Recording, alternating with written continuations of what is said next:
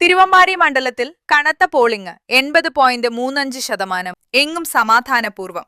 ആദ്യത്തെ 2 മണിക്കൂറിൽ 16.45, 11 മണിക്ക് 33.82, 1 മണിക്ക് 50.4, 3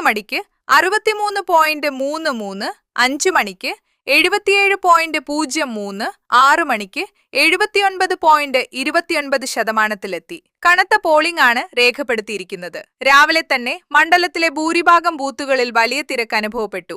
ചേന്ദമംഗല്ലൂർ GMUP സ്കൂളിൽ 152 നമ്പറിലെ വോട്ട് യന്ത്രം പണിമുടക്കി. രാവിലെ 5:30 മോക്ക് പോളിംഗിന് ശേഷം കൺട്രോൾ യൂണിറ്റിലെ ഡിസ്പ്ലേയിൽ തകരാറ് കാരണം യന്ത്രം മാറ്റി പുതിയ വോട്ട് യന്ത്രം എത്തിച്ചാണ് പോളിംഗ് ആരംഭിച്ചത്. 1.5 മണിക്കൂർ സമയം വൈകിയാണ് പോളിംഗ് ആരംഭിച്ചത്. ഈ ബൂത്തിൽ 705 പേരാണ് വോട്ട് രേഖപ്പെടുത്തിയത്. 77%. 934 വോട്ടർമാരാണ് 152 ബൂത്തിലുള്ളത്.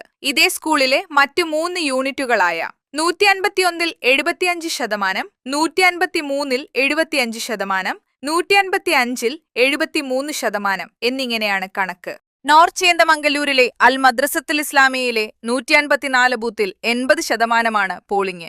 പോളിംഗ് ബൂത്തിൽ ജോലി ചെയ്യുന്നതിനിടയിൽ പോലീസുകാരൻ കുഴഞ്ഞു വീണു. മുക്കം പോലീസ് സ്റ്റേഷനിലെ സന്തോഷ് സക്കറിയയാണ് വീണത്. കുമാരനല്ലൂർ GLP സ്കൂളിലെ 162 ബൂത്തിലായിരുന്നു ഡ്യൂട്ടി ചെയ്യുന്നതിനിടയിൽ സംഭവം. മുക്കം EMS ആശുപത്രിയിൽ പ്രവേശിപ്പിച്ചു. കോഴിക്കോട് ജില്ലയിൽ 2837 പോളിംഗ് ബൂത്തുകളാണ് സജ്ജമാക്കിയത്. ജില്ലയിലെ വിവിധ നിയമസഭ മണ്ഡലങ്ങളിലെ പോളിംഗ് ശതമാനം ഇപ്രകാരമാണ്.